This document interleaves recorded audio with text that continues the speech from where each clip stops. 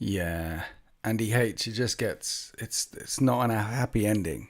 He says he's just finished the second novel in the Horus Heresy series. I wish I hadn't read the Horus Heresy series, that it was fresh for me too. And I was at the end of the second novel in the Horus Heresy series, and you're like, F Arabus. I can't swear this early into a YouTube stream. YouTube won't like it. A bit later we can start swearing, but F Arabus. Dude, the Horus Heresy, the Greeks thought that there was two types of stories. There was like tragedies and comedies. You've thrown yourself into a 5-year comedy. But, have fun. Take the small wins where you can. Erebus, you need good bad guys, don't you? You need good bad guys. You need your Darth Vaders. You need your good bad guys. Erebus. Yeah. Do we really want to talk about that guy? Andy H, thank you for your 32 months as well. F. Arabus, excellent character though. Arabus has barely begun, says the Eternal Crusader. You know what I'm talking about. Evening, Wolf Boot. F's in chat for Arabus? Really? Is it F's? I'm not sure. Yeah, if you couldn't do any more Games Workshop games, what game system would you consider as your backup? I'm thinking Naked Twister. You got to get to, like, there's not just Naked Twister, but you got to up it a level by doing like Naked Twister in a swimming pool covered in marmalade. That's like expert level Naked Twister. I think that would be my backup game. Ever watched The Fifth Element? Of course. Everyone in chat has seen The Fifth Element. We are sci-fi fans here. Who has not seen The Fifth Element? Hands up in chat if you haven't seen The Fifth Element. Everyone's seen The Fifth Element. It's required viewing to be a member of the Winters SEO community. Thanks to all the community and all the subscribers and that, but they all know it's a thing. Charles Dance as Arabus, as D Bagus Maximus, member for 13 months. Thank you for 13 months. Charles Dance as Arabus. Yeah, but then you might actually like him because Charles Dance is cool. Like as Tyrion Lannister in Game of Thrones, he was awesome. Heresy Squad, thank you for your donation, man. Thank you for the Jaffa Cake Fund. Thank you. That's it. He comes in here, drops down a bunch for the Jaffa Cake Fund. You absolute legend. I appreciate you. And then Andy H has dropped 5 gifted memberships in the chat as well. So can we get some GGs? Hi, James, as well. GGs in the chat for Heresy Squad. GGs in the chat for Andy H. For that. Thank you for helping keep the lights on. You absolute legends. GGs, WTs. WP. What is it? GGWP, Pogs, Pogachamp, Riz, Yo Shizzle. The kids, Skibbity. All the things that the kids say. Yeah, that is so fam. They say fam and they say twin a lot. I know that. Goats. Christian Kapam. That goat. They say goat a lot. But you can't have goats, can you? If you're the greatest of all time, there's not greatests of all time. Goats doesn't make any sense. And then it sounds like you're having you got a farm. And then you got lots of goats running around. And goats, having a lot of goats running around, it's highly entertaining. They got weird eyes though, and they headbutt everything. If you had a farm with lots of animals running around, I'd rather have some beavers. What would be your preferred animal running around in a farm? If you could have a farm, and if you had to have a farm, and someone filled it full of one animal, what would that animal be? Pandas are quite funny as well because they're falling over all over the place. Things like that. But I think pandas should go extinct. I've had enough of pandas, quite frankly. I think they take up too much of YouTube. Pandas falling off things and stuff like that. No. If I saw a panda, I'd give him 2 black eyes. Penguins is a good one. Penguins are smelly though. Having recently been to a wildlife park, penguins, like bird crap, they'll crap everywhere. They're a bit smelly. Fish smell everywhere, but they are so cute. Penguins are good, particularly when they fall over and then get it back up again and then fall over again. I can't spell is not a penguin, James March. Anteaters were Salvador Dali's favourite animal. Whoa. I was this year's old when I found out. Horus Heresy series ended with the final Siege of Terror book, Era of Ruin. In 2025, Horus Heresy game ended with the Saturnine Deviation. In 2025, Classic Drop Pod models ended in 2025. We are now in Horus Heresy 3.0, the shareholder edition. If pandas don't want to fornicate, that's on them. Who wouldn't? You see, that's the thing. Pandas and fornication, they need help. Who needs help? I'm very good at. Let's stop that conversation before it. Gretchen, a farm full of Gretchen. I'd love a farm full of Gretchen. Thieving little bastards running around all over the place. If you had a farm full of Gretchen, by the end of the week, they'd have turned that farm into a fortress from lots of stuff they'd have stolen everyone else. Boss, aren't the summer reveals already done? The summer reveals are already done, but we're going to talk about the summer reveal. I want to talk about the summer reveals with the community, with the wonderful Winters SEO community. I want to chat. So we'll get to that. What happens if you're not new to the Talkie Tuesday live streams, guys? For everyone who is not used to this, and for all the VOD watchers later on, shout out VOD Squad. For those of you who are new to this, we might talk about Warhammer at some point. Normally we get onto food around the 10-minute mark. How far are we in? 8 minutes. So in about 2 minutes we'll get onto food. Furry animals is another go-to. It's often a go-to. But yeah, we will talk about the Warhammers. It's a weekly podcast. So what happens is stuff happens in the week, and then we talk about it now. Once we've had time to gestate it, we've poured the wine in, we've let it circle around the mouth, whisper down the palate. We've got the peppery aftertaste, things like that. New Mark II Assault Squad looks perfect. Both of these, I like the new Mark II one with the old style jetpack. They look cool. And I also like the new Corvus pattern, Mark VI jetpack. Both of the Assault Squads look good. I guess it comes down to what kind of Legion you want to go for. But yeah, we saw that. What? Things that are not Warhammer that we talk about. Jaffa cakes. Yep. I mean, there was the Jaffa cake fund already. GG's. Hats. Yep. Towels. If you're hitchhiking around the galaxy, don't forget your towel. Tea. Yep. Both sweet and unsweetened. There's only sweet tea with milk, 2 sugars. We've talked about this. The NATO standard tea. Okay. If it hasn't got milk, 2 sugars, it's not tea. Definitely not a gator. I know you're from America and you don't understand tea. You're in America. You understand shotguns, okay? You understand freedom and things like that. You understand freedom units, which are completely wrong compared to the rest of the world. You do not understand tea or healthcare. So when it comes to tea, back of the class. And it's not very hot, by the way, today. We're back to normal temperature in the UK. So when you also added heat to the list, we're not. Tomb King characters look good. Am I going to make a really good? I don't know. Coming all the way up to Manchester from Holland to play with my dollies at the end and the death. Dude, if you're coming all the way, so there is. Hi, well, let's do the proper intro. I'll get back to the chat in a minute.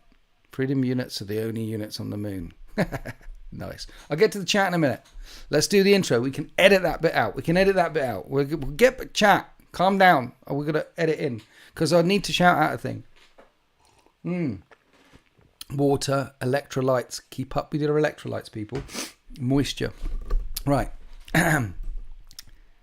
Hi. And welcome to... No, 1 minute. Hi, this is me, your host, Winters SEO, on this Talkie Tuesday live stream, coming at you from the Golden Throne, the hub, the heart-beating central location of all the Warhams, Swindon. And this Tuesday, we are going to be talking about some of the summer reveals that were revealed over the weekend. But before then, I'd like to give a big shout out to everyone who's ever subscribed, everyone who's clicked the like button on this stream, which is only 13 so far. Those are rookie numbers, got to pump them up. Thank you to everyone who is a member and has joined the wonderful community, the Winters SEO community, the 13th Fleet. Thank you to all fleet members. You guys are legends. And another big shout out is this September, on the 27th and 28th of September, I'm running a 2-day, 4-mission narrative event at Element Games in Manchester.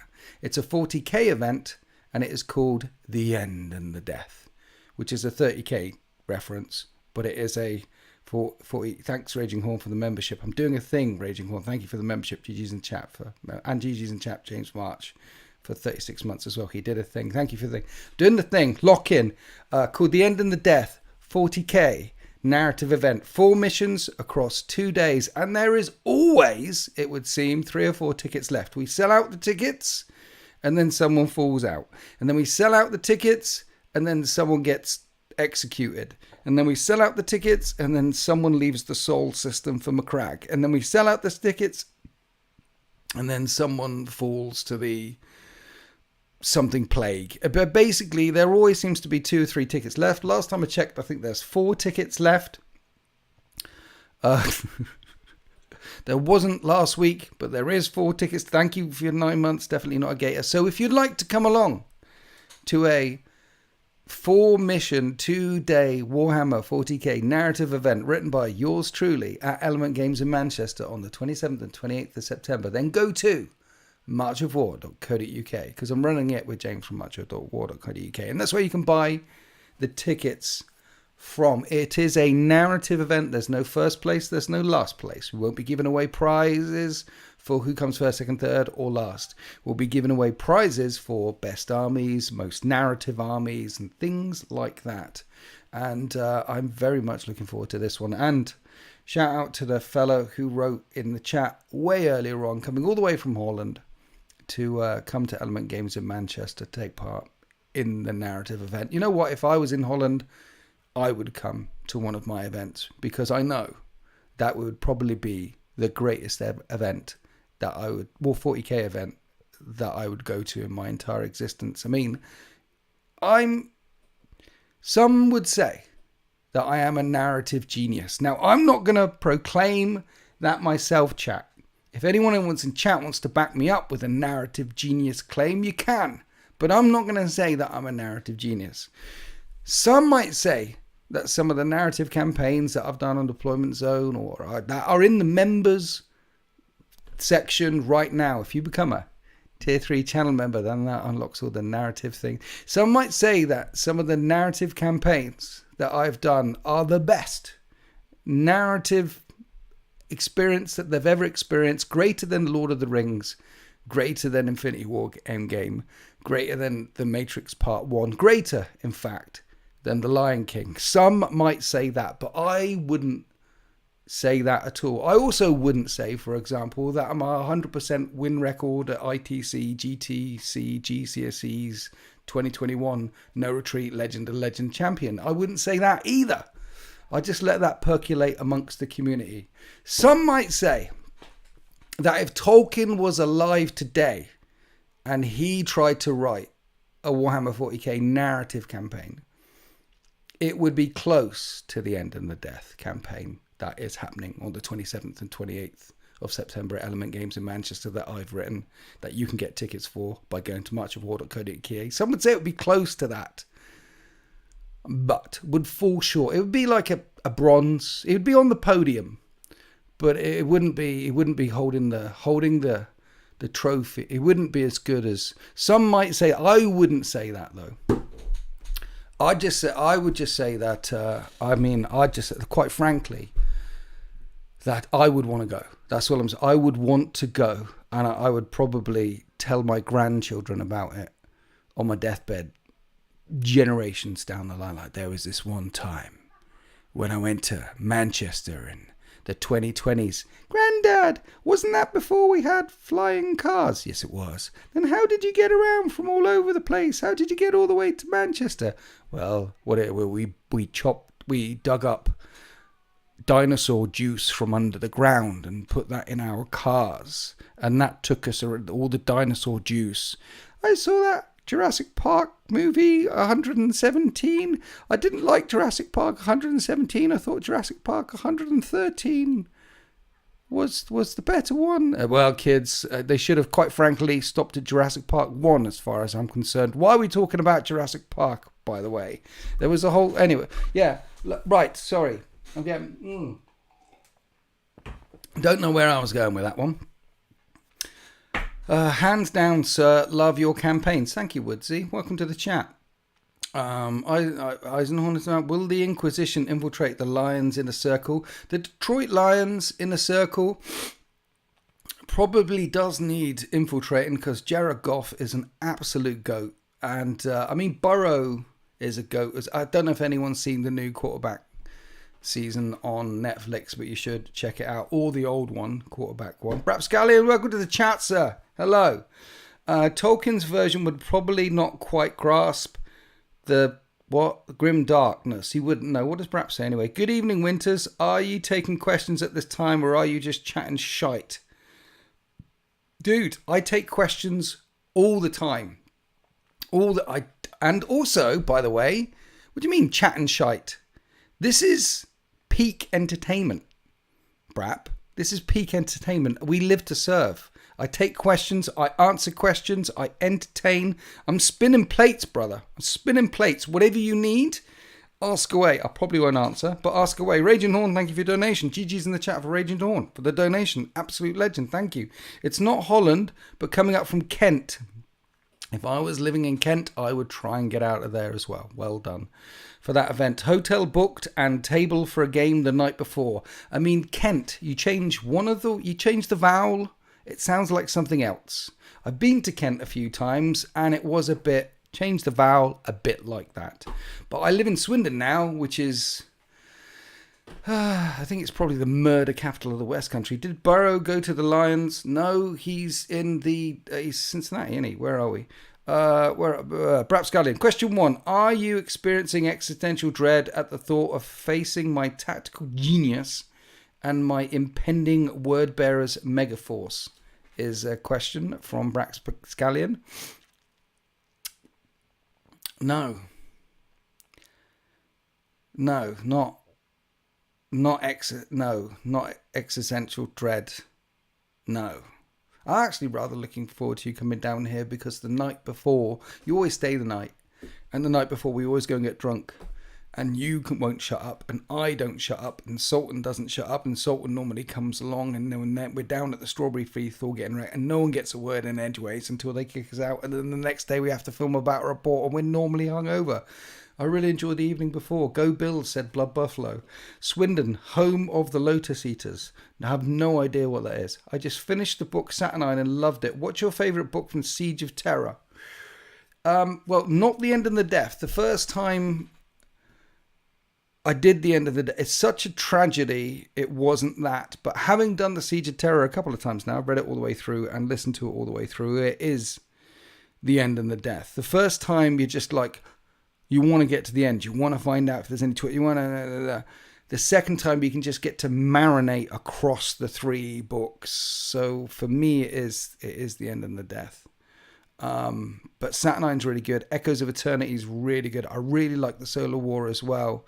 It's like when I think of the Horus Heresy, I think of the first 4 books as a book, and I think of the Siege as a book. It's like Lord of the Rings. I think of Lord of the Rings as a movie. How do you say that? Is that Miru 409? Aussie died 76. Rip Prince of Darkness. R.I.P. Thank you for your donation. Has Ozzy Osbourne died? Seriously? Has he died? Warhawk, show me your trick. Warhawk is really good as well. Like that one. It's so good. Greetings. What the 40k? Warhawk for me, undoubtedly. Yeah. What is your drink of choice? Right now, water with an electrolyte in it. I like a White Russian. I like a cider. Beer. I like Vulcan Red Bull. I like a nice wine. Merlot, preferably, or a Sauvignon Blanc. If I had to go for a red grape or a white grape. I like Guinness. Not a fan of whiskey or rum.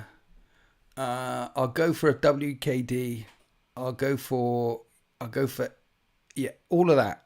Basic alcohol. When the weather's nice, I like a nice gin and tonic with lots of ice and some lemon. I'm old. A nice gin with proper squeezed lemon. Oh, it's nice, you know. You like a good sweet cider? Who doesn't like a good sweet cider? Yeah, it makes your farts and your pee smell like really badly the next day, but it is good. Rip Aussie. Did he die? Question 2. We're back with Brap. Brap is asking some more questions. Lock in, chat. Let's see if this is better than the last one. Okay, here we go. More of a request, really. So you've fallen at the first hurdle. Question 2. More of a request, really. Explain Centurions in Heresy. Is my esoteric lad a Centurion? What about the lad with the whip? Are they all kinds of Centurions? Teach me. Okay. So in Heresy 3.0, there's just Praetors, Centurions, and the rest. Yeah?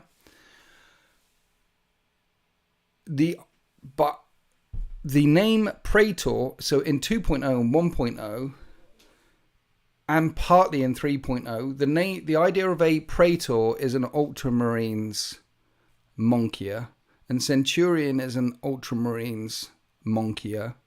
And in the book, basically they used Ultramarines names for all the stuff in the book, like esoterists is literally what an Ultramarine would call them, or an Armistos, or blah blah blah.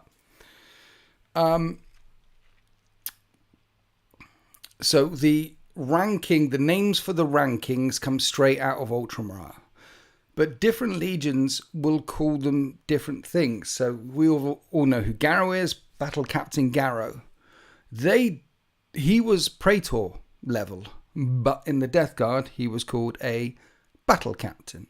And then you might have Harrow Masters. You might have... So there's lots of different names for the same rank in Heresy, in the legions, depending on what legion you're talking about.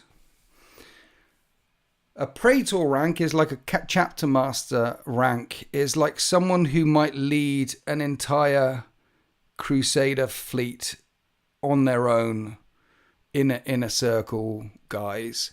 Centurions are anyone around the captain, chapter master, because they had above. Praetors are the best of the best.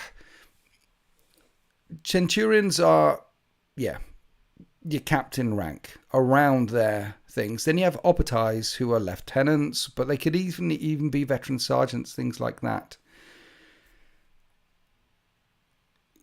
Ultramarines would rank everyone who is a officer rank as a Centurion. That's what an Ultramarine would say. This is a Centurion. A librarian would be a Centurion. A Siegebreaker would be a Centurion. A Master of Signals would be a Centurion. But they were but only in rank only. But they're not necessarily that, because the Space Marine legions don't go that way. Don't go from the to the captain to the lieutenants to that. They don't just go that way. There's also the sideways inclusions of the Librarius, of the Masters of the Forge, the scout companies, recon companies. So, long story short, yes and no. Depends on the legion. Depends on whether a Centurion is a Centurion or not a Centurion. Depends on whether you're an Ultramarine or not an Ultramarine. It's a bit of a mess. The main way to think about it is Praetor, Centurions, then everyone else. Just go with it that way, because that's what 3rd edition wants you... Monkia. Yeah, Monkia. Monica, not Monkia. Thanks. Monica. Lockhurst Destroyers. They're definitely spelled Lockhurst Destroyers. You can't say Monkia slowly, unfortunately. What? It's different. It's Heresy time, Brap. So in the game, when Centurions unlock detachments and all that gubbins, does my librarian unlock? Yes. Yes.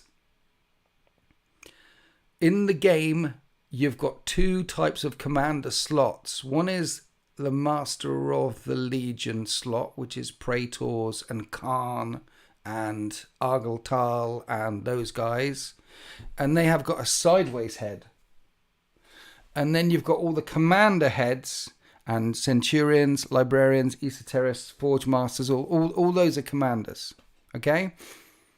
I did a video on it, how the Force org chart works. And for every commander, you unlock an auxiliary detachment in Heresy 2.0. Some of those commanders have got officer of the line or line. They've got a rule which allows you to unlock 2 of the auxiliary detachments. Traitors allow you to unlock the apex detachment. Officers allow you to unlock auxiliary detachments. Does that make sense? Good to know. So how can I paint my lad with a whip and he'll do his whip things and they look the same? Yes. Yes. Yes.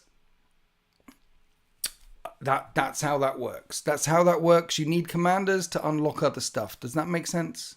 So a commander locks a detachment, and if you have multiple commanders, you can unlock multiple detachments. If you have Centurions, they unlock more than one detachment.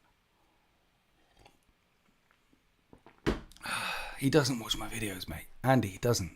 He doesn't watch the videos at all. I mean,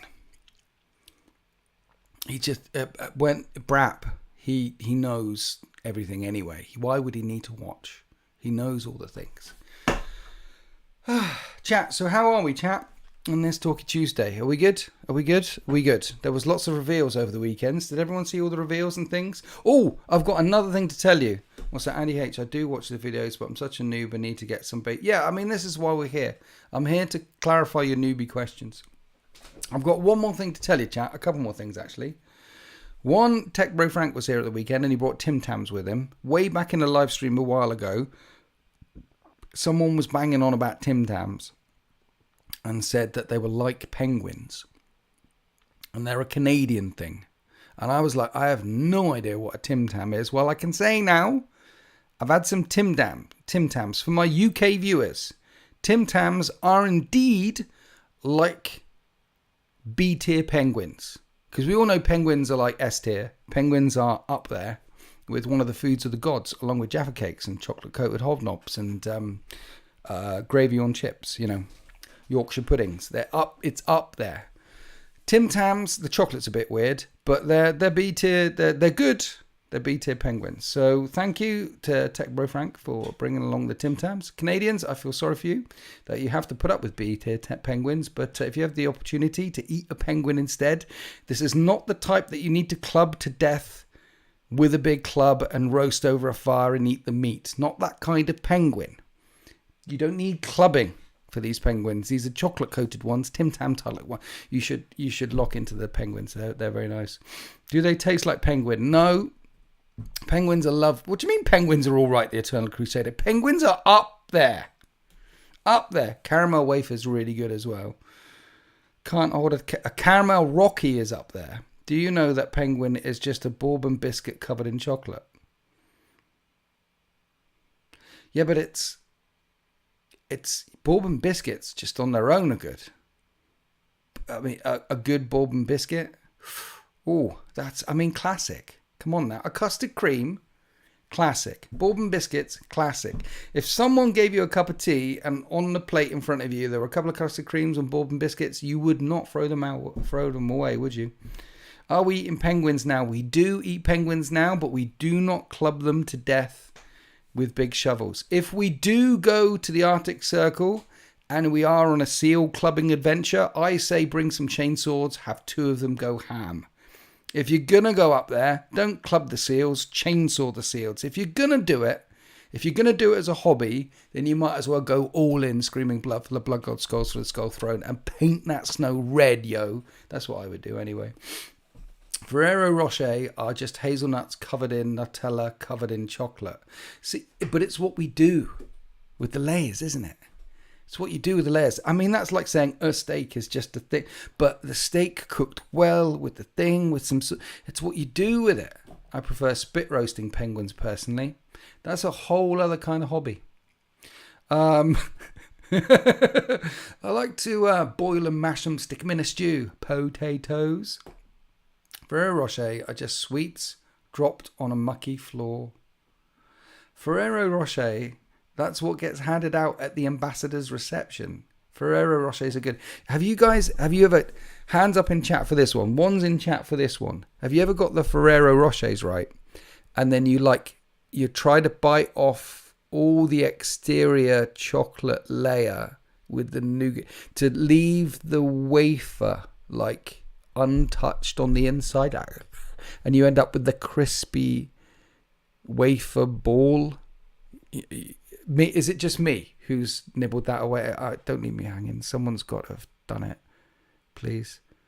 I knew he ate foods and shit weird. No, but it's there's one. Yes, when I was 6. No, stranger come knocking. You gotta, if someone gives you a box of Ferrero Rocher, you can't just nosh them all down, can you? You gotta take your time on one of them. Like, delicately undress it with your teeth until it gets down to the local, the wafer layer, and then you pop the wafer layer in your mouth, and then it slowly melts through that wafer layer until you get to the Nutella chocolatey bit with the hazelnut on the inside. Oh my god, enjoy your time. See, Death Watch Jake is a 1 as well. We've got 2 people who didn't leave me hanging here. You don't do it to every Ferrero Rocher, obviously. You do it to some of the Ferrero Rochers. You tease that bit. You like strip it down naked. Dear. Raw Brussels for what? Swapping Ferrero Rocher for raw Brussels for Halloween candy is a laugh. That's a whole other hobby right there as well. I bet he takes 45 minutes to deconstruct a Kit Kat in his mouth, stuff like that. Look, again, Kit Kats. Great. Every single bit of all the way down, so it's just got the wafery layers, and then try and take the Kit Kat layers apart so you have one wafer layer off, and then you scrape the goo out, and then another wafer. Here's a fun fact. Kit Kats, 0 food waste in their production facility, because all the crushed, mangled Kit Kats that don't make it to the end, they mash them all up again and use that as the stuff that sticks the wafers together. True story. Shall I bring Rochers in a few weekends? Are you coming here in a few weekends, Brap? Are you? Really? I have no idea of this. Jaffa cake and just leaving the jelly. Yep. Kit Kat, defo, strip it all the way down. Yep. See, Ken knows what I'm talking about. That Ferrero still needs to... What? Ken knows what I'm talking about. You got to enjoy your time. I'll tell you something else, by the way. While we're talking like revelations, guys. If anyone was in the Swindon area today, you would have seen the red arrows fly past and fireworks explode from North Swindon Asda. When it was found out I was right. We went to the shops. I was trying to fit the wash. I was with my wife today, okay, and she said to me, "I'm wrong. You're right." Fireworks went off. Red arrows flew overhead. Today, on this day, July the 22nd, 2025, I was right and she was wrong. Flyby. This is Ghost Rider requesting flyby. Negative, Ghost Rider, the pattern is full, but they flew by anyway. I will remember that today will live in infamy. No way, impossible. A woman, dude, I'll drag her ass in here and she'll tell you the story. She admitted it. We're trying to fit the shopping in the boot. And I bought a brush, okay? I got a new brush. The old brush broke. The last brush lasted like a decade or something. And I might have been spinning it around in the front yard the other day thinking I was Luke Skywalker and accidentally hit the wall and snapped the brush. I might have killed the brush. It was a bit old. It was hanging. I had to buy a new brush. Got a small car. Brush wouldn't fit in boot of car. She's taking the trolley away while I'm doing the loading it all into the boot, right? And she puts the trolley back over there. And then by the time she comes back, she sees me stuffing the brush into the passenger seat. She's saying, "What are you putting it in the passenger seat for?" And I'm like, "It won't fit." She said, "No, give it to me. It fits." I said, "It doesn't fit. I tried to make that fit. The reason why it's not fitting where you say it'll fit is because it won't fit where you say it'll fit. It's going in the passenger seat. She said, I'll make it fit. Like, you're going to need a chainsaw to make it fit because it doesn't fit, love. So here you go. Open the boot. And she was like, she was trying to Jenga that thing in there. She was like, bending it. Like, you could see the sweat rolling down. Oh, no, he was right. And she gave it back to me and said, yep. And I looked at her and she gave me it back. And I'm like, in my brain, I was like, say it. Say it. And she saw me looking at her going, I don't want to say it. But she knew. And I was like, I'll put it back in the thing. Say it. And she said, okay, I was wrong. And you were right. And then I remember blacking. I remember suddenly I was staring at the sun because I must have blacked out. And then that's when I was looking at the blue sky. That's when the red arrows flew over. And there was fireworks. And then there was there was lads all around me like. There was an old geezer in a corner saying, I haven't heard those words since 1973. And I was like, wow, as far as I'm concerned, I've done a few things in my life. Like I swam to the bottom of the pool. I got the brick and everything. I got my house home care badge from Cubs when I was like 8 years old. You know, the one that you get for house cleaning, that one. I got that one. And I got this. I got that. That was glorious. But on the 22nd of July, 2025, my wife was wrong and I was right. This day shall live in infamy. Thank you, Andy H. Thank you for that $1.99 donation. Now get Kat upstairs and try retelling that. Hang about. She won't want to be on camera, but... Kat, can you just say from outside of the door, yes, you were right. Someone's got donation. Say that again. They need proof that they believe you. So you say that. No, you don't have to step in.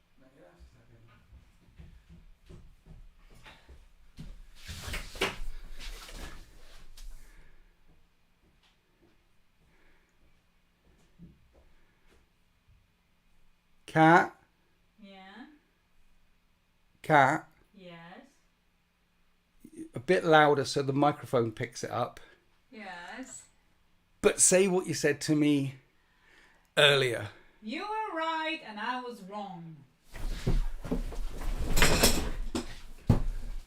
Did you feel the earth move? I felt the earth move. Thanks. Tectonic. It's like just. I think we've reached the end of the internet, ladies and gentlemen. I think we've reached the end of the internet. I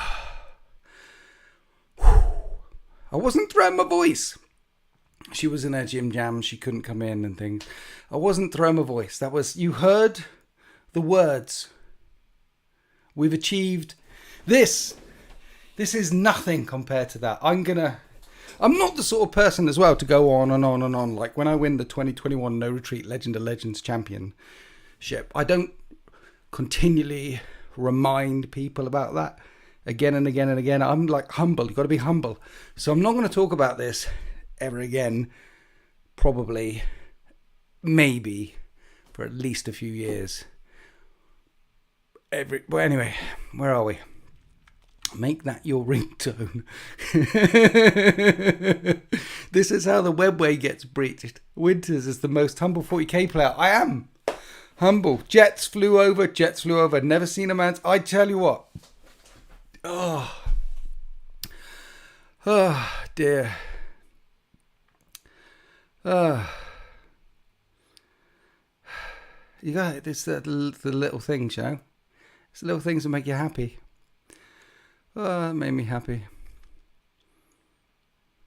Anyway, chat.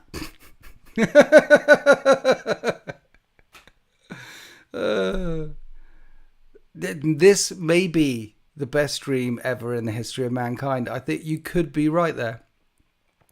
You could be right. It's. I'll tell you what was also good this week. Another double new. 2 more mugs.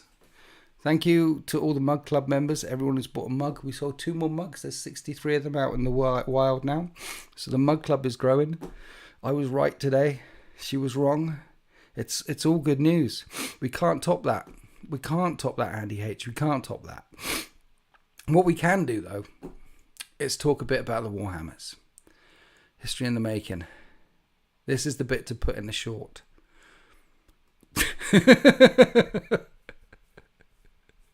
Well, shall we talk about some Warhammers? Because there was a lot of big reveals over the weekend. I'm sure you guys have watched some of the reveals or been onto proper YouTube channels which have actually talked about them at the time when the reveals came out. You know? So we had some reveals. First up, we had big summer preview. Big summer preview. Lots of stuff coming out in the Warhammers in the future. By the way, if you have any more questions while I ramble like Brap did, just ask away. We've got Wave 2 of the Space Dwarfs. Yes, Sarkov. Wave 2 of the Leagues of Votan. I like the character with the drones around and the Steeljacks. You know, I said way back, like, I'm really looking forward to Wave 2 of the Votan because they need to flesh out the range a little bit, because at the moment they've got not Terminators, not Devastators, not Berserkers, not a Land Raider. They didn't have enough. They could have had more things that were unique to them as opposed to sort of versions-ish of other things that we've seen before. And then the Steeljacks, they look good. I know they only come in like units of 3, but you could have a whole army of just AI warriors now if you just flood them with Steeljacks. Like the idea of Steeljacks. They look proper sci-fi as well. This is the thing. Like in the grim darkness of the 41st millennium, every faction has got its own aesthetic, like the Dark Eldar aesthetic, very unique. The Necron aesthetic, very unique. But none of the sci-fi aesthetics for 40k look very sci-fi, apart from Gundam Tau. Completely original IP, nothing to do with Gundam at all. It's just a coincidence that the Tau look a bit Gundam-y. Anyway, apart from the Tau, all of the 40k IP looks doesn't look that sci-fi-y in a Mass Effect kind of way, in a Fallout. You know what I mean? It looks unique. And that's one of the glorious things about the Warhams, is it does look like nothing but the Steeljacks for the Votan, they look kind of sci-fi-y. They look kind of normally sci-fi, and I'm down with that. I'm down with some factions like the Tau or the Ironkin, the Votan, having a more sci-fi kind of normalish flavor that you might see in a normal sci-fi movie. Not everything has to look like weird as hell like that, by the way, which I love. Absolutely love the weird as hell stuff. Yes, I found a way to glue the thing on finally. No, he's not going to be on that base. That's just so I can spray him on that base. This is going to be the base that he's on, that's the size of his base, and that's from marchofwar.co.uk. And that's, yes. But that not everything needs to look like it's someone's fever dream model. But we do really like the fever dream models for 40k, because that's why we're here. The Steeljacks. What do you guys think of the Votan stuff? Do you like the Votan stuff? The Votan refresh was super nice, says Brap. I agree with you. Loads of stuff to choose from, so that every Votan list doesn't have to look... Yes, agree, the Votan stuff looks good. Those grenade launchers. Dude, the old new scale mole launchers firing down into the ground. They look sweet AF. Love them. Mortars, should I say? Yes, they look really cool. Mole mortars. But maybe the new Deathwatch kill team is a reinvigorated range coming up for my... See, the new Deathwatch kill team, that looks really nice as well. I preferred the new Necron. I like them both. I like the Deathwatch, Primarksified Deathwatch doesn't look too dissimilar from the old Deathwatch. Basically looks Deathwatch. The new Deathwatch Looks like the old Death Watch, but upscaled, better, cooler, nice, really good models. I preferred the Necron stuff. Those tomb crawlers, I want some of them. Yeah, definitely Canoptech. So we've got, and then there's a new, what's the name of the new Cryptech? There's a new Cryptech. Steeljacks were the one I didn't like. I like the Steeljacks, but there's new tomb crawlers in the Death Watch kill team because it's Death Watch versus Necrons. So I want them in the new Codex. They'll be in the new Codex, whenever that'll be, 11th edition. But it was nice to see the new Mole Mortars, proper Rogue Trader era. Nice to see the Steeljacks. Those model ranges for those two factions, banging. Geomancer, yeah. There's a whole new Geomancer, a whole new Cryptech. So we've got, that's a new one? Geomancer is a new one, right? Plasmancer, Technomancer, Chronomancer, Chronomancer, Technomancer. Geomancer must be a new one. Thrice Eaten was the first. Yeah, so lovely new models there. Votan model I saw, that got the aesthetic bot. Trawl and Cleaner, what are you talking about? I don't know what you're talking about. But I like the new models. I like the Votan stuff. I like the Votan. I'm hoping, I suspect that's the end of the Votan reveals for the new edition whenever Votan comes out. But I hope it's not. I hope there's more. Mind you, should I really be asking for more? Because they've got the mole launchers, they've got the Steeljacks, they've got a new transport as well, a hovery transport, and the new characters. What's the name of the Chronomancer, Technomancer, Tiny Dancer? No, not that one. What's the name of the the new Votan transport on the hover discs that they got? They look cool too. Yeah, I love a new. Yeah, the tomb crawlers are cool. Whole army of tomb. Wow. It'd be nice to see the tomb crawlers with the wraiths, with the spiders, with the things. You got more canoptic, swarmy things going on. Between the new Votan and the Chaos Dwarfs, I feel like you could kit bash some really badass Chaos Votan. Yes. You're not wrong. Someone is bound to do that, you know, with the new Chaos Dwarfs and the new Votan stuff. There's bound to be some sweet looking Votan at some point. Yeah. Psychomancer. That's it. So it is a brand new one. Psychomancer, Plasmancer, Technomancer, Chronomancer. Those are the four that are in the book. And now we have the Geomancer as well. So I guess we know what's coming up in Necron's 11th edition. Geomancer with some tomb crawlers and a few other bits. Look nice. Look very nice. So that looked good. So the Votans look good. They've got a whole new vehicle. How about Mechanicum in the new edition? More playable, any good unit. I want to start an army. Mechanicum in 10th edition. The Mechanicum faction is the most expensive faction in this edition by a long way. Because they're so cheap on the points. You need so many of them. I forget who did an article on it. It might have been Auspex Tactics back in the day, like point for point, what is the most expensive faction? Or it was, I forget who it was. I don't think it was Auspex Tactics, but they came out way above anything else that came close to it. So Mechanicum for your pounds, for your pence, not necessarily the most cost-effective faction to pick. And also, I feel like Mechanicum have lost that. I feel like sometimes do 30k Mechanicum. Yeah. You mean 30k Mechanicum. Good. I won't go off on the other rant then. We won't do the other rant. 30k Mechanicum, yes. Heresy Mechanicum, yes. Mechanicum in the new edition in 30k, strong. Nice. Good. Play them. Mechanicum in the new, lots of flavour still. Mechanicum, good fun. I'll get on to the Mechanicum when I start doing more.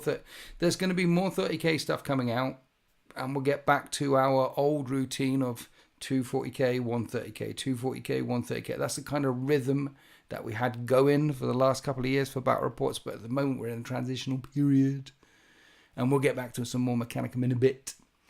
But first I've got to focus on the Legion stuff first. But I won't start ranting about Mechanicum in 40k, because I think I've done that rant before. Anyway. What are you guys? Mechanicum guns in 3.0 snap and status effects look very strong. Yes. But what? Rue, thank you for gifting 5 memberships, Rue. You absolute legend. Thank you. Comes in every week, drops some gifted memberships. Basically, you're a legend. I appreciate you, sir. And I look forward to seeing you at the end and the death 40k campaign. Element Games in Manchester, 27th to 28th of September. Get your tickets from marchofwar.co.uk. Meet me and everyone else. And probably take part in the greatest narrative campaign you've ever taken part in your entire life. But thank you for the memberships, Rue. Absolute legend. How have I been finding 3.0 so far? Right, okay, so there was the whole transition of the horror show, and we're now on the other side, right? 3.0 so far has been fun. I have enjoyed 3.0. There's some good I need to do a video on it, because there's 2 really good things in 3.0, and it's all to do with the mechanics. The fact that there's no dice rolling, I really like. And the fact that there's like rending X, breaching X, suppress X, feel no pain X. Beforehand, like rending, shred, these they were all on a fixed number, but you can shred on a 6, shred on a 5, shred on a 4. You can rend on a 6, rend on a 5, rend on a 4. It's the fact that all the special rules have an X value next to them. It's not just that does rending. Oh, that does twin linked. Oh, that does critical hits. Oh, it's not that. It's a variable. So you might breach on a 6, you might breach on a 4, you might breach on a 5, depending on the value of X. That's the fact that there's no dice rolling, and that all of those values are an X value, so they can be worse or better, means when you play the game, the best thing about 3.0 is once you started to get it down, is it's quick and intuitive, and you can read the dice and you can read the flow of the battle very quickly and very easily. And that to me is a sign of a good war game. You chuck the dice down and you'll know, oh, I can see that I'm breaching on a 5, and there's no reroll. You can see when it's good. You can see when it's bad. The dice rolls feel impactful. The game mechanic of X value rather than a fixed value means that there's better or worse. When someone turns around to you and says, yeah, I'm shooting at you, but I've got overload 2, breach on a 5, you know immediately what that means. So the core dice mechanic, the core of playing a war game is throwing dice, and that side of it, they did that well. That works well, and that's refreshing, and that's good, and I'm enjoying that part of 3.0. There's a couple of other bits of 3.0 that could do with some work. But the core, bolters feel good. Bolters feel good. A weight of bolters, combi bolters, 4 shots each, a unit of 10 terminators chucking out 40 bolter shots, feels good. Is 3.0 worse or better than 10th in your opinion?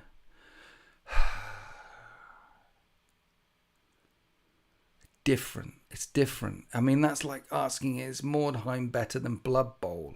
Or is D&D better than White Wolf? You know, is The Lion King better than The Matrix? It's hard. The world is better because The Lion King exists. The world is better because The Matrix is in it. Is 3.0 better than... They're different games, man. 10th edition 40k is a strategy game. It's a competitive strategy game where the core system of 40k is flexible enough for you to be able to make up your own narrative missions and play a different kind of game if you want to, and it's one of my biggest disappointments in this edition that Games Workshop didn't release an open card deck or a Maelstrom of War deck or some kind of narrative mission book with Planet Strike and Apocalypse and Cities of Death in it. They could have easily released something like that for 10th edition for the fluffy bunnies. Instead, they kept it pure competitive. But that's the mission design, not necessarily the rules design. And it's more of a strategy game. Things have got bigger and smaller hitboxes, and you're trying to... It's a different game. Whereas Heresy 3.0 is trying to be a war game. With vehicle facings and blast markers and some weapons can't hurt things because it's a Titan and you're shooting a las bolter at it. Your las gun doesn't hurt a Titan, whereas in 40k you can shoot las guns at Titans, and with over moment win them on 5s. It's a different game, so it's hard to say if it's better. Like my best games of 40k 10th edition that I've played, I can remember are really good, and the best games of Heresy 3.0 that I've played have been really good fun as well. The best war game I've ever played in my many years of playing was Heresy 2.0. Best edition of Warhammer 40k. I really like 5th edition and early 8th edition. It moves, it changes. I don't know if it's better. In my opinion, I don't know.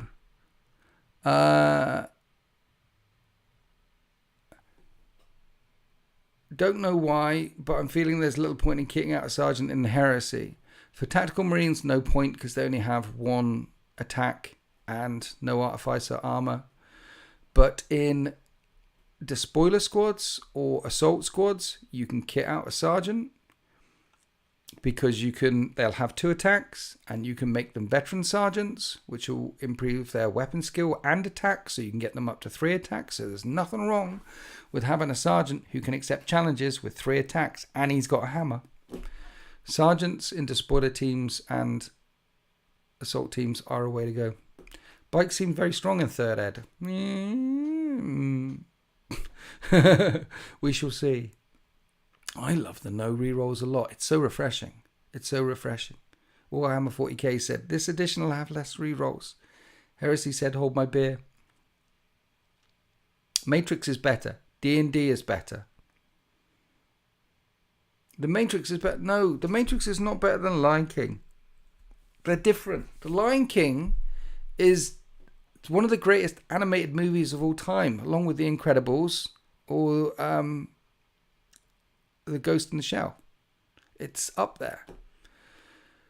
Best edition of 40k, 2nd and 3rd. 2 completely different editions, JL. That's interesting. Some people really like 2nd, but 2nd's more like a role-playing. I like 5th and 8th edition before they screwed it. Can 3.0 be as good, or are you set on 2.0 being better? I'm hoping... I'm enjoying... See, this is the thing. I'm at a point now in my Heresy 3.0 journey where I'm enjoying trying new stuff and writing new lists and seeing where the juice is. And I had what was it? Literally yesterday, my mate Mike was round and we were here and we were building models for Heresy 3.0 because it's reinvigorated and spent about 4 hours chatting away, talking about Heresy 3.0 and lists and rules and designs and ideas and things. And that human interaction, chatting away, chatting shit about what you're doing and what your plans are, and that I love that. I could do that. I could do this all day. Luton just dropped a new Horus video. I will check it out in a minute. Sat and I look great. Can't wait to glue them. The choices in 3.0 are great. Everything has a use.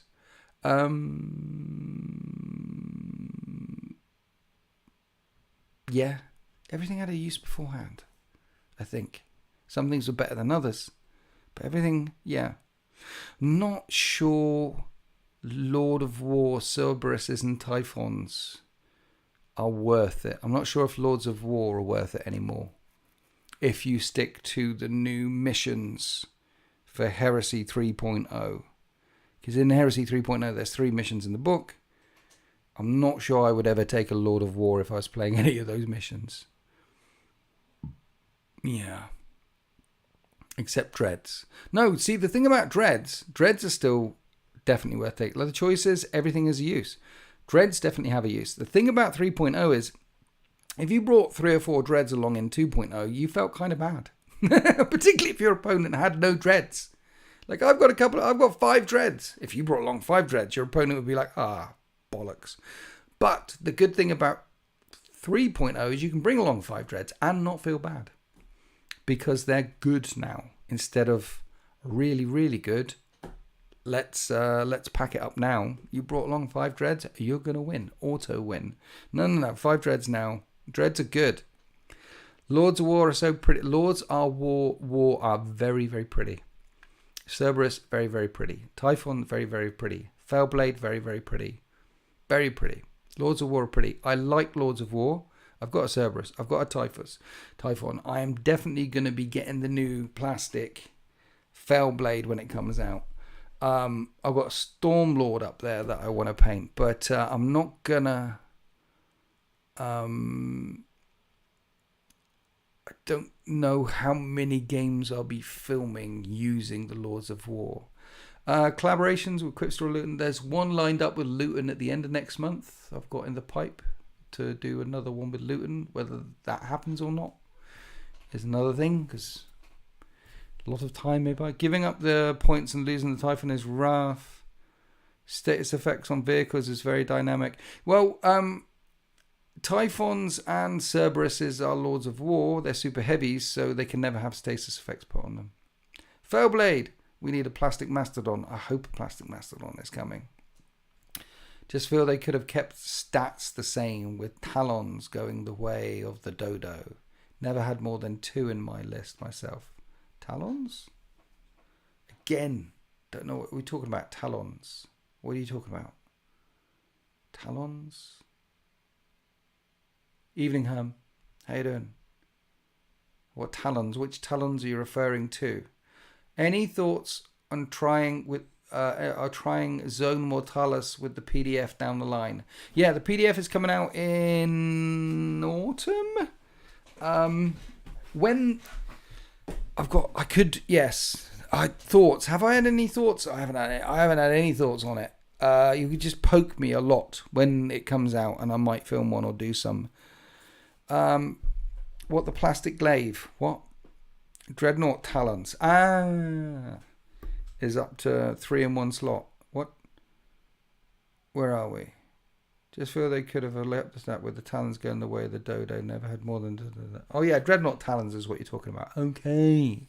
Because beforehand you could bring Dreadnought talons. Like 3 Dreadnoughts in 1 slot. But that was only Contemptor Dreadnoughts. And Contigar Dreadnoughts 3 in 1 slot. Deodatus was only 2 in 1 slot. Leviathan's only 2 in 1 slot. And now no slot. You just bring Dreadnought in a slot. Yeah. So... yeah, Dreadnoughts are good. You can bring an army of Dreads now and not feel bad. I mean, if you brought along 3 of these, you might feel a little bit sucky. But they're only doing a certain amount of killing, you know what I mean? And they can't punch. So you just, get in close combat with them, tie them up a little bit.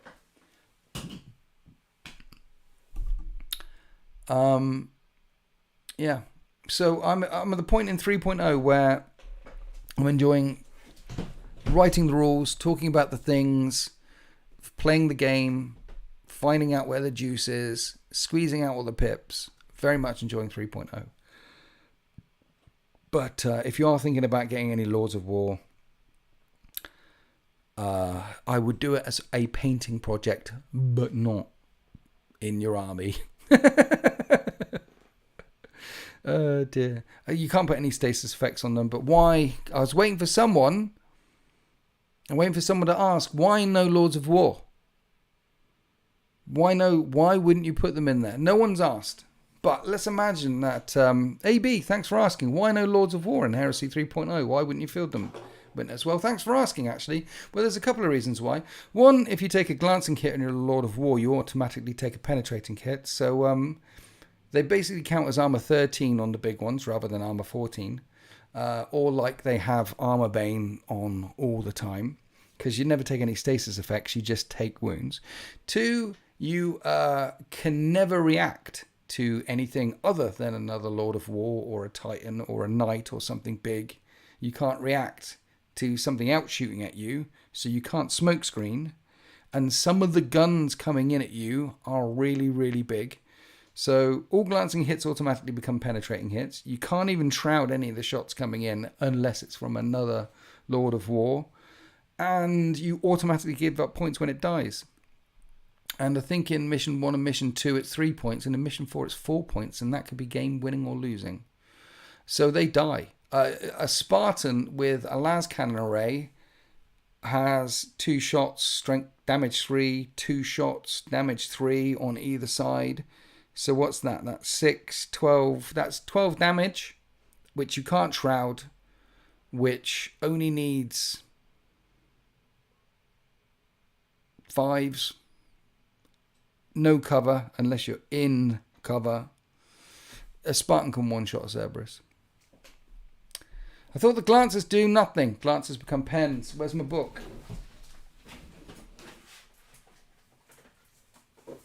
Book.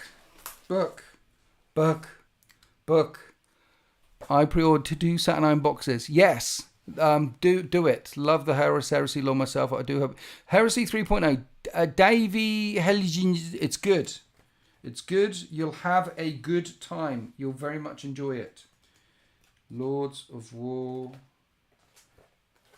Please talk amongst yourselves for a moment. We're going to do the glancing. We're going to find out about that. Was I wrong? Lord of War. No. Vehicles. V. What page? How about that right in? Vehicles. Character 171.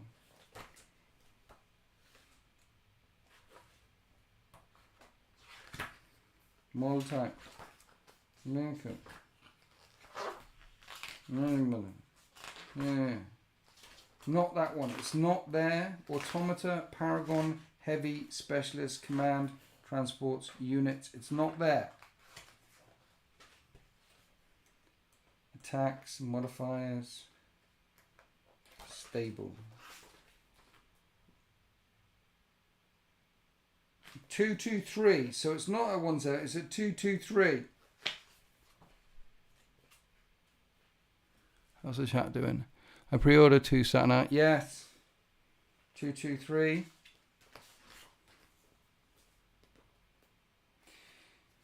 Super heavy. Automatically pass difficult terrain, dangerous terrain. Model with the subtype always remains stationary. It will make shooting attacks. A model with the subtype does not have to make snapshots. May only make reactions against other super heavies, knights, titans. When a player is instructed to roll on the vehicle damage table for a model with this subtype, no roll is made. Instead, the model loses a single hull point. So, that's when you take a glancing hit. When you take a glancing hit, you're instructed to roll on the vehicle damage table instead of taking any... Yeah? But instead of rolling on the vehicle damage table, you don't roll. Instead, you lose a single hull point. So any glancing hits, you will take a hull point. To be fair... If you take a glancing hit from a damage 3 weapon like a melter, instead of rolling on the vehicle, mind you, that was automatically armor bane anyway, because melters will have armor bane. No, they don't. They only have armor bane within melter range. All las cannons have armor bane. So minus the armor bane stuff. If you take a hit from a damage 3 weapon, which would typically put a stasis effect on you, instead of putting a stasis effect on, you will lose 1 hull point rather than 3 hull points as per a penetrating thing. Ugh. She said, what? Hi, Winters. I'm new to the channel and I'm looking at the new edition. I hope you do loads more Emperor's Children videos. I love the Minotaurs versus 13th video you did from 7th edition. Thank you very much, man. I appreciate you. I plan to do lots and lots of videos and keep doing videos. Hi, son. How's it going? It's kind of better, but still off. Destroying vehicles seem a lot harder this edition. Might be worth just status in the... Destroying vehicles is harder. I have yet to manage to kill a Spartan. Last battle we had, there were 2 Spartans. And one got down to 4 hull points and one got down to 2 hull points. But I've yet to kill a Spartan. They would have died if it wasn't for that pesky smokescreen. Yeah, vehicles are tough. Killing Predators, Sicarans, though, if you get in range, line of sight, you can kill them. You can kill them. So what's on the battle report agenda for this week? So tomorrow is Grey Knights versus... So last time I did on the Winters Wednesday battle reports for Tier 3 channel members, we did Star Shatter Necrons versus Chewie last week.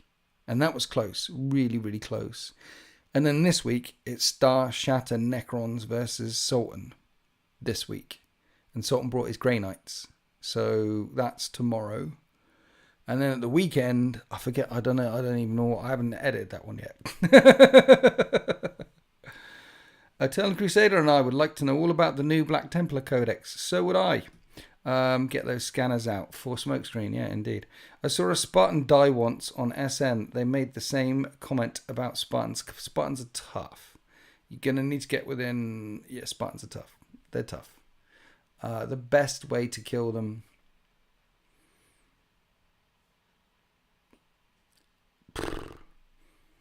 I don't know. Neutron lasers, I guess. Damage 3 lasers.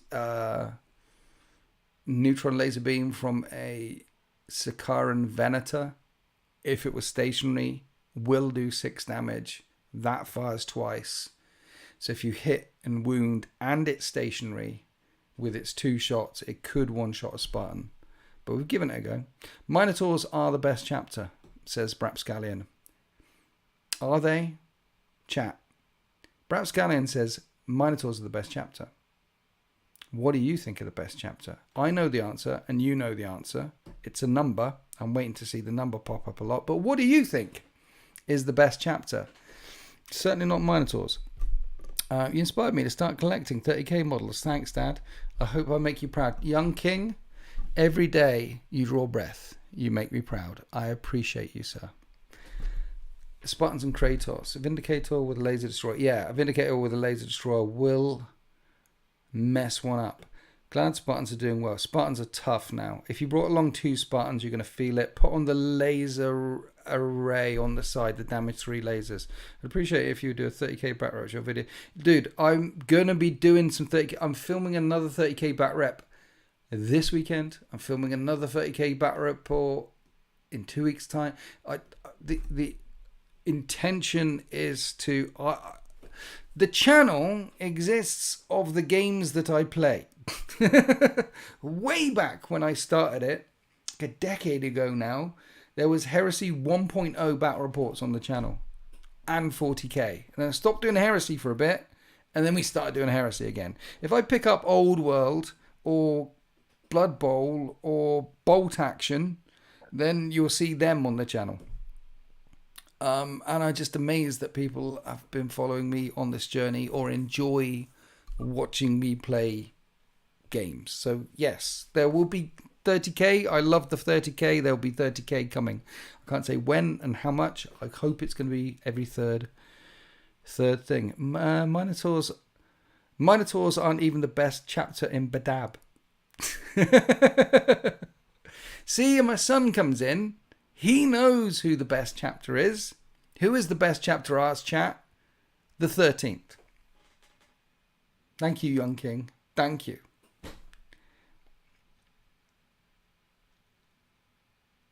Flesh Terrors. Best colour scheme without the stigma of being a word bearer. Whatever happened to your 14th Guard Army? I don't think that's a thing. Thank you, Young King. The Black Templars apparently are the best chapter, according to the Eternal Crusader. But I think the Eternal Crusader is probably a little bit biased with the name the Eternal Crusader. Best chapter, guys. What is the best chapter? Minotaurs are a pretty good chapter. They've got an interesting past. I really like the Iron Hands. They've got a very interesting past. I like the Raven Guard as well. Very interesting chapter. Grey Knights, amazing chapter. Really like them. Black Templars are really cool as well. Their Eternal Crusade. Really love that chapter. Salamanders are cool. Everyone forgets the Nostraman Creed. So that is good. I like the clan and the ethics behind the White Scars, how they're more family than chapters, and their layers of honor with the Ebon Keshig and the Golden Keshig, and they're just different layers. That's a really good chapter. Yeah. Do you like the Khans? The scars of the White Scars? Yes. The White Scars... White Scars and Iron Hands and Space Wolves have got some similarities in their lore around the way the chapters are formed. So the Space Wolves don't even call themselves the Space Wolves. They don't even call themselves a chapter. And they function... They don't have any written history. It's oral history. And it's all about family and bonds and honor and clan loyalty. And it's all very... what's the word? My brain can't comprehend. But the White Scars are like it as well. Very family orientated, clans orientated, honor orientated, and so are the Iron Hands as well. They're not ordered. They're not organized vertically top down like most Space Marine chapters. The White Scars and the Iron Hands and the Space Wolves, all their organization is sideways. And the people in charge of them are just the biggest badasses. Like, I am the Great Wolf. I can kick the crap out of you, so you listen to me. Okay. Space Wolves have got a very orc way of upwards, but mainly it's sideways. And that works with the Iron Hands and that works with the White Scars as well. Love that kind of duality going on in the lore. Jacob Hibbert, thank you for your donation. GG's in the chat for Jacob, please. GG's. Thought the White Scars were bad until I read Horus Heresy. Now my favourite. Wish there were more books. Any 40k White Scars books I should read? No. Don't touch any of the White Scars 40k books. They're not very good. There's only a couple of them and they are bad. Do the Heresy one. So, Scars and Path of Heaven and Warpath. Warhawk. Do them. Be happy with what you've got. Because they're good. They're solid, and at least you have that. You're not like a Night Lords player, and all you've got is the Kurz book. You know what I mean? Not a chapter, but in my humble opinion, the Space Marines force, best Space Marines force, is the Death Watch.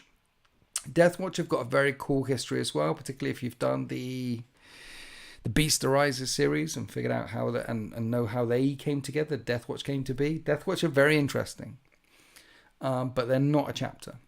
And I love the Death Watch. I love Space Marines are the elite of the elite, but when you end up with the elite of the elite of the elite, when you get to like Death Watch level and Grey Knight level, and I love that. I love that there's an extra layer above. In Garrow's adventures, he fought White Scars who were part of the lodges. Yes. Yeah. So the interesting thing about the White Scars and the Heresy is most of the chapters, so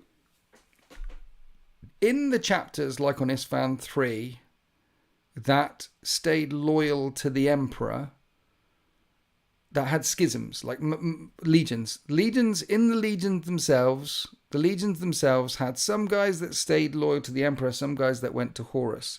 In most cases, in most of those legions, the guys who stayed loyal to the Emperor were Terran-born, and the guys who switched to Horus were born of the Legion.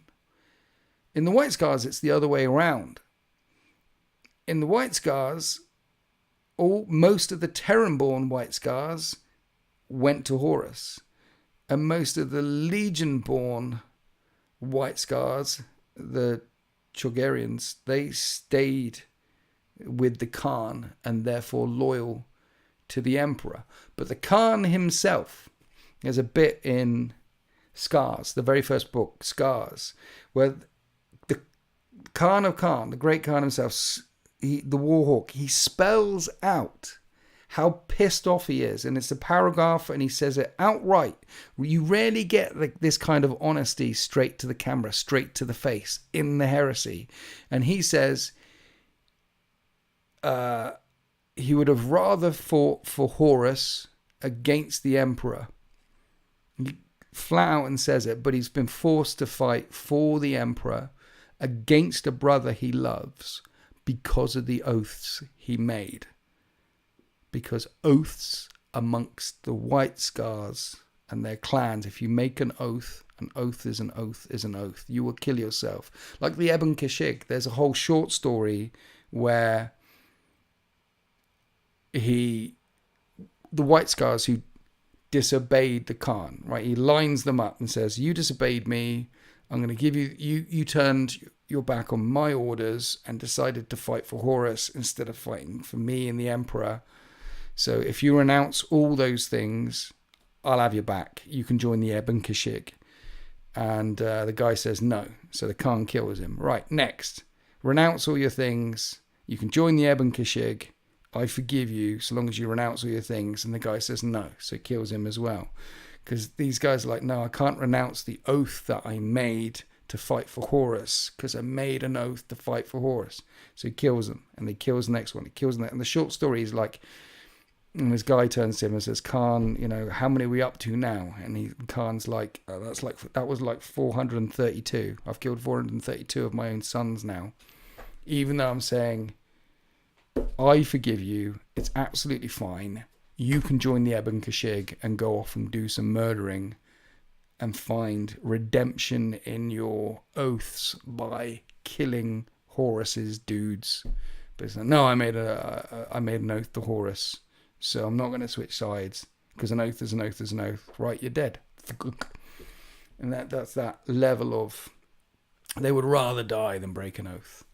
And the Khan himself, the Khan was like, I made an oath to the Emperor. I hate the Emperor. Because after Ullanor, the Khan and the Emperor never got on. And then after Ullanor, the Khan left. He's like, fuck this. This is wrong. Everything about this is wrong. You're wrong. I'm leaving. And he left. And he didn't know what happened during the heresy. He came back 3 years late. What's going on? There was a heresy, was there? Hey, what? Yeah. So he hated the Emperor. And they straight up argued with him about the Librarius and the Path of Heaven. And it's a whole thing. I just read Path of Heaven for the first time. It was fantastic. Grey Knights, founded during the Heresy, sort of. Their roots go back to the Heresy. Malcador, they started making plans for the war that would come after. And Avida and the first founding Supreme Grandmasters and there's a whole thing. They started laying the foundations for the war that came after during the Heresy, yes. So they were founded during the Heresy, yes. I'm not sure they were called Grey Knights back then, though. Knights Errant. And the Knights Errant, not all Knights Errant became Grey Knights. And some of the Knights Errant who were offered to become Grey Knights said, no, screw you. I'm not going to become Grey Knights. Grey Knights were founded during the Heresy. I don't know if they played a part in the Siege of Terror, as I think they were all still cooking. Servoskull, thank you for your gifting 5 memberships. You absolute legend. GG's in the chat to Servoskull, please. Thank you. Yeah, it's in the book called The Buried Dagger, which is the last book in the Heresy series before we get to the Siege of Terror. That kind of wraps up the Grey Knight story. But yeah, they were not part of the Siege of Terror, but a couple of them were, because not all of them became Grey Knights. It's yes, that there is a thing. Buried Dagger, great book. It's got a lot of Death Guard in it as well, and I love the Death Guard, but that book is better because of the Grey Knight stuff in it, not the Death Guard stuff in it. Oh dear. Are the White Scars the first faction to receive their Primarch back after Russ? What? I think everyone's going to be getting Primarchs. Every Primarch who isn't dead is coming back. I've been saying this for some time now. I have no insider knowledge, but the way they're going, and the way the law's going, and the way the models are going, the way everything's going, I believe the 40k law is getting to a point where eventually there's going to be Primarchs running around in the 41st millennium, most of them anyway, and we're going to get some cool lore coming up over the next decade or so.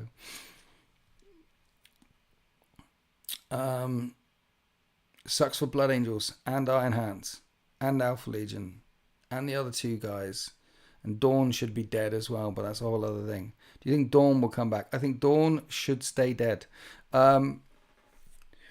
He should be dead, according to the law that we know. So one of the glorious things that they said about the big summer preview that we got over the weekend is they have confirmed that the Scouring series is coming. So after the Horus Heresy, we're going to get a series of books about the Scouring. So during that series of books about the Scouring, which has lasted a good 2,000 years, but so I don't know how far forward in time they're going to jump. The restructuring of the Imperium, the restructuring of the Space Marine Legions, and I hope we're going to get some really good answers about what happened to some of the Primarchs, because Valdor just disappeared. I think we know what happened to him now, but we know that like Korax is supposed to have just gone off into the Eye of Terror hunting down traitors. We know that the Khan supposedly got chased Harlequins into the webway, and he's been lost ever since. Dawn, and then you have the Iron Cage, and then Dawn dies allegedly.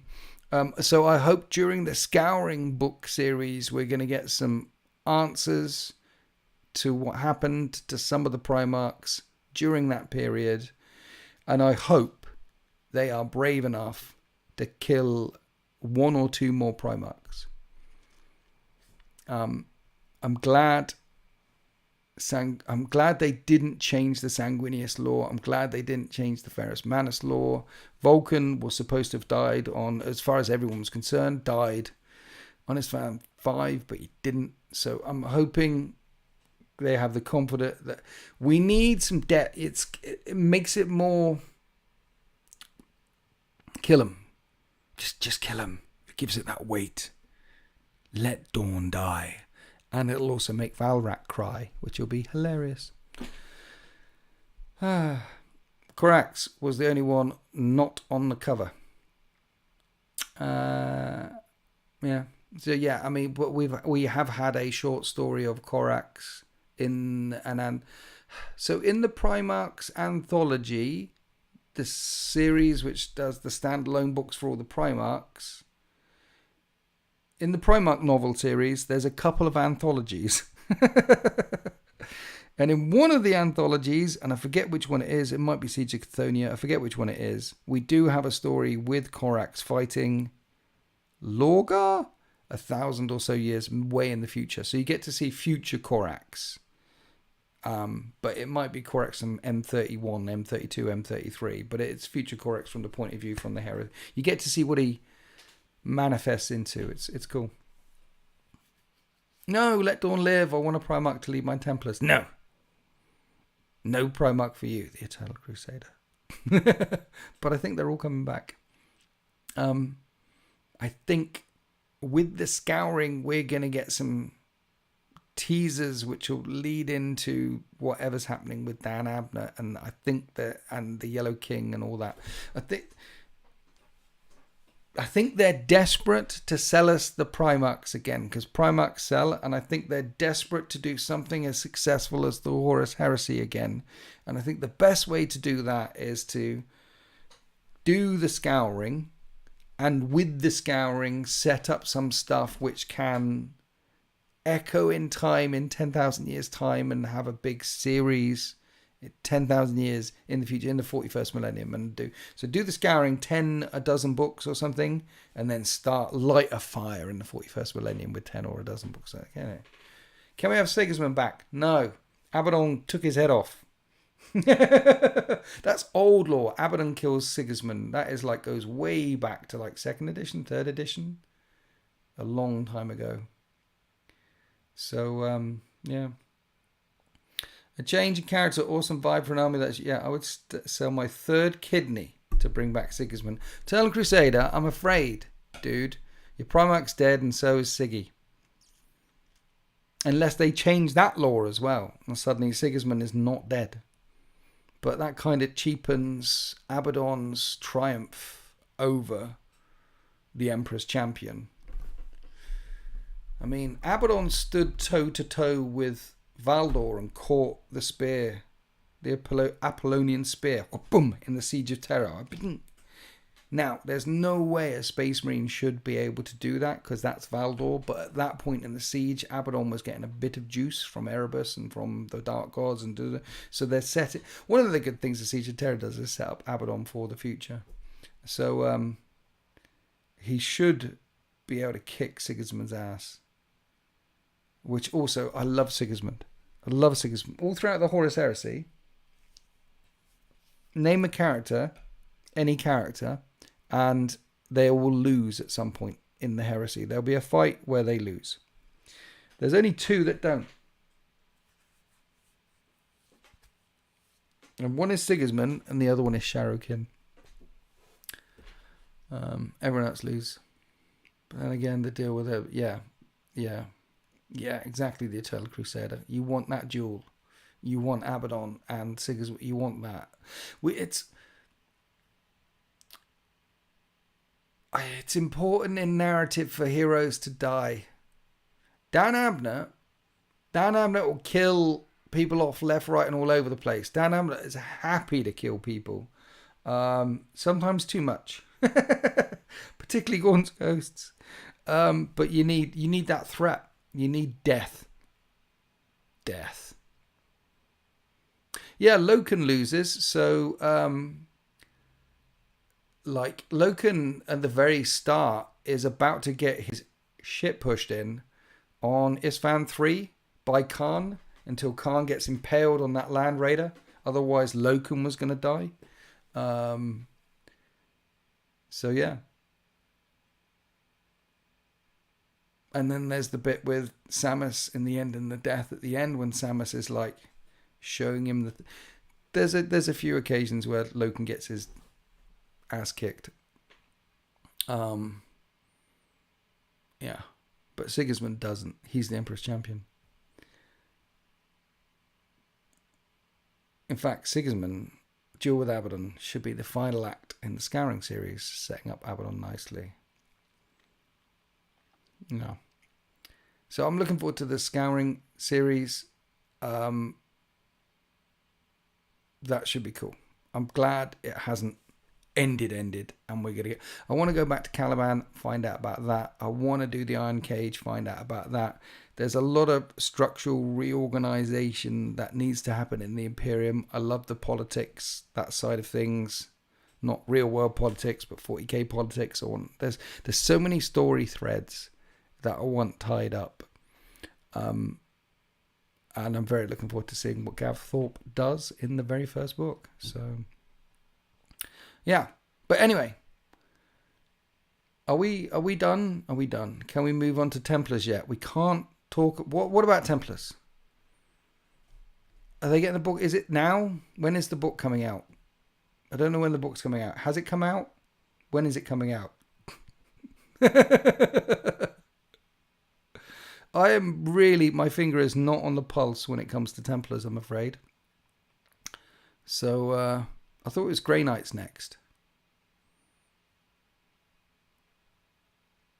Books out, Winters. You can talk freely. I don't have it with me. I do not have the Black Templars book. See, finger is not on the pulse of things right now. So I don't have it. Games Workshop don't send me through everything all the time. And yeah, and they didn't send me through the Black Templars book. Shock horror. We had a good run. What can I say? Here we are. We've had a good run. Oh dear. I hope we get the Grey Knights one though. Because I actually play that army. That's a shame. I know, man.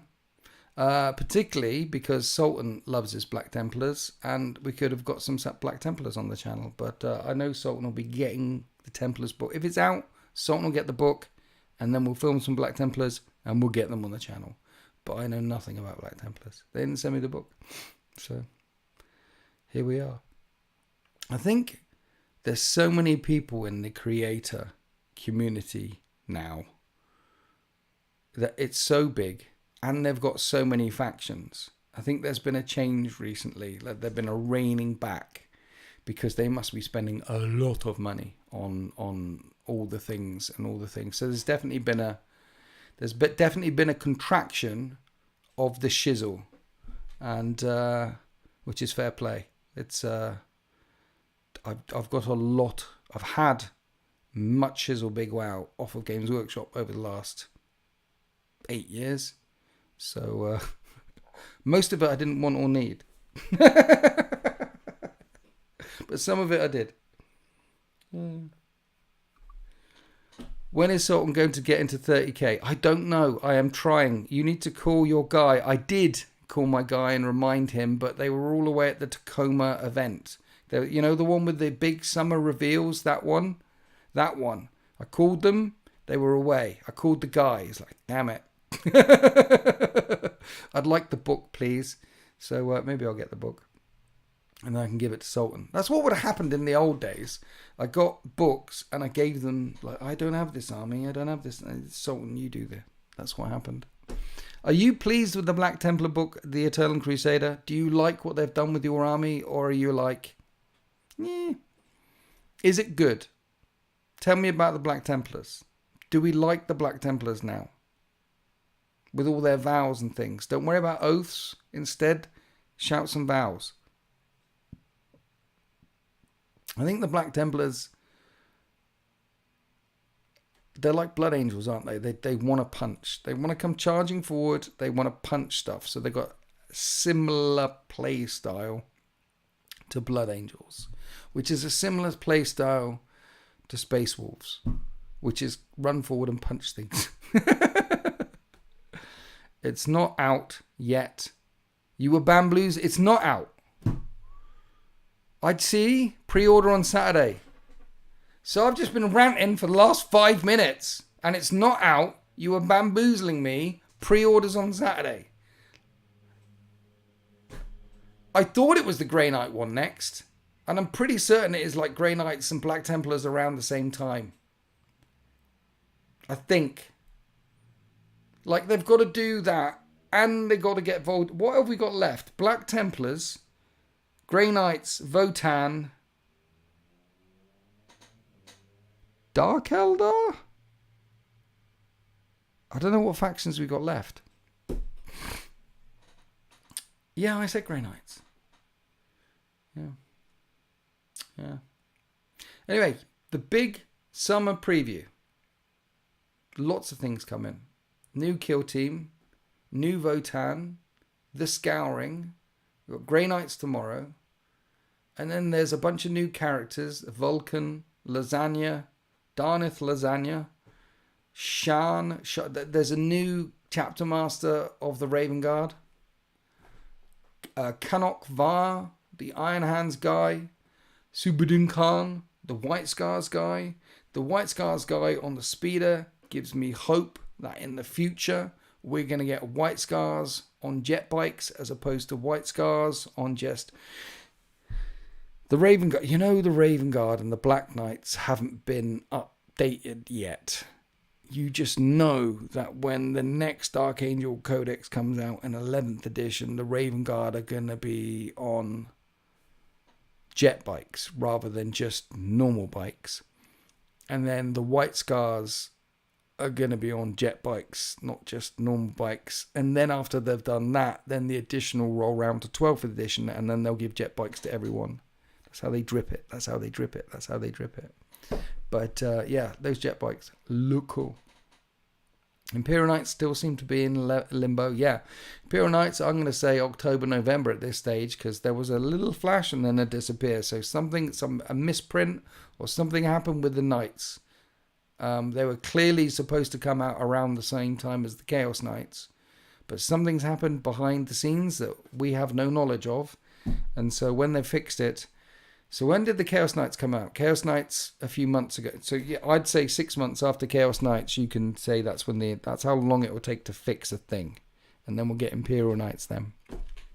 Will there be a digital version of the Heresy rulebook and Libers?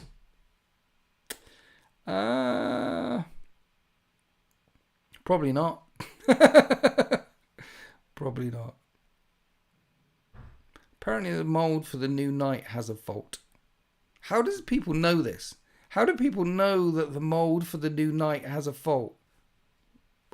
How does this ever... Hi Winters, I saw your Jaffa Cakes discussion a few weeks ago, but you failed to address the clear superiority of Pims. Toodle pip. Hail Gaming. Thank you very much for your donation. Can we get some GGs in the chat for Hail Gaming, please? Pims. With what? Pims with lemonade? I would much rather have a G&T with a whole lemon squeezed into the G&T, a bit of mint, ice, mint, lemon, G&T, then Pims and lemonade.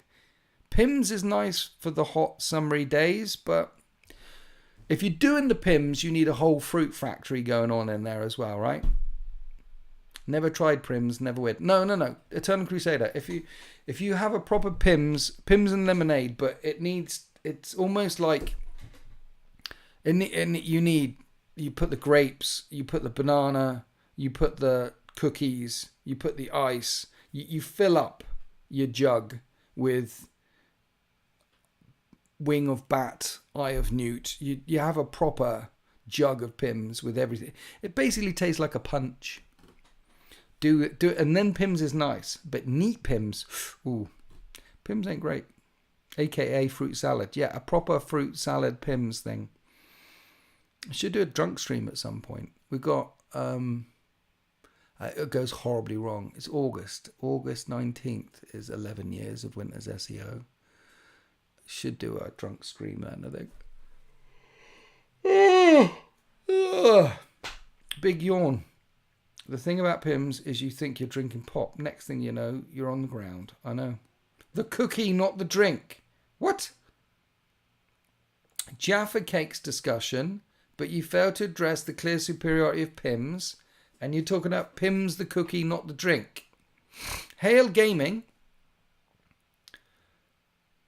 I only just found out what Tim Tams are. Tim Tams are Canadian penguin, just not as good. With Tim Tams are okay because penguins S tier, Tim Tams B tier. Pims, I have no idea what you're talking about. You're clearly from somewhere in the colonies because the money isn't proper money. But thanks for the $5 anyway. I really appreciate it. But I don't know what Pims is. Pims is a drink. It's not a cookie or a biscuit or if someone wants to send me some Pims, which is apparently a food. You've never heard of Pims biscuit before. No one's heard of Pims biscuit this side of the pond. What the hell is a Pims biscuit? Any UK people in the chat right now who knows what a Pims biscuit is? And Americans don't even know what biscuits are. For them, it's like a scone or something, right? A biscuit is a biscuit, but what is a Pims biscuit? I have a bottle of Pims here. Yeah. It looks like a Yank version of a Jaffa cake. A Pims. It can't be. No. Is it?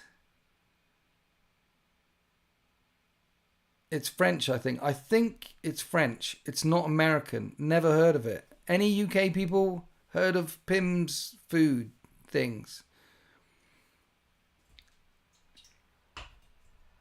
Pims biscuit propaganda. Exactly.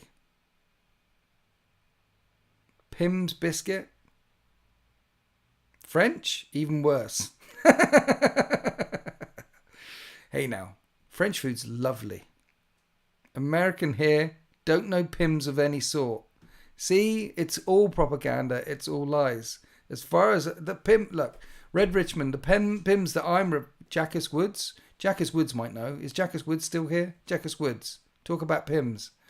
The only Pims that I know is the alcoholic type, which you have in a fruit salad in the garden in the summertime with a straw.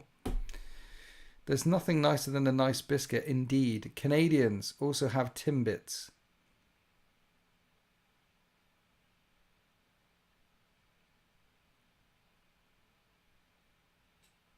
Yeah, it's French. Jackus Woods, no. See, it's Pims, it's a biscuit, it's French. It's a French biscuit. It appears to be a French Jaffa cake. Clearly, if it's a French Jaffa cake,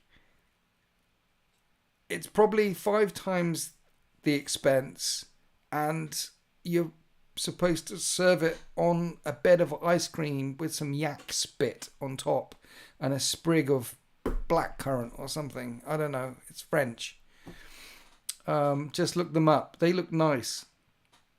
If anyone wants to send me some Pims, I'm happy to do the live taste tests on air. Any kind of food, I'm here for it. Except for fruit. We've established that fruit should not exist. Apart from that, we're all good. And they have a cherry filling covered in white chocolate. White chocolate is not chocolate. White chocolate doesn't count. It doesn't have any chocolate in it.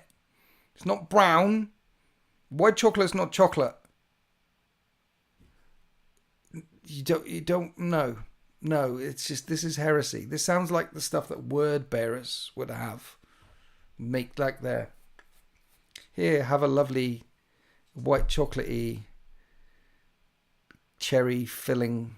Ooh. Ooh. And then, worship the dark gods. We don't do that here. Jaffa cakes, invented by the Emperor of Mankind. But wait, have you had white chocolate hot cocoa? All right, Young King, for a couple of things. White chocolate hot cocoa. So white chocolate doesn't exist. Chocolate is chocolate. White chocolate is fake chocolate. It's fake news, okay? It's fake. It's fake chocolate. And then hot cocoa. Cocoa, brown, not white. Doesn't have any of the... It's no.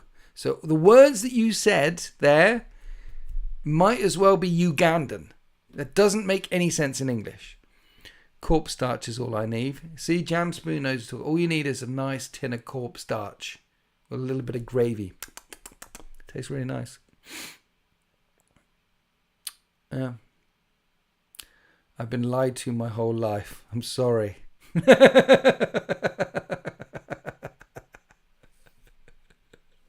Yeah. Hot chocolate is hot chocolate with chocolate in it. It's got some sugar and some milk in it. It's fine. You can have that. But it should definitely look like chocolate, which is basically the colour of poo, if anyone is mistaken. Okay? I like white chocolate and I would die on this hill, says the Eternal Crusader. I can't. Quite frankly, the Eternal Crusader, you're dragging the whole side down, okay? We were clean sailing through the Imperium in the 13th Fleet. Everything was fine. Everything was good. And now you're dying on the hill because I've sent the Inquisition down to deck 33 to kill you. You're not dying on a hill. You're dying on deck 33. White chocolate is heresy. This is the way the world ends. Happy wargaming.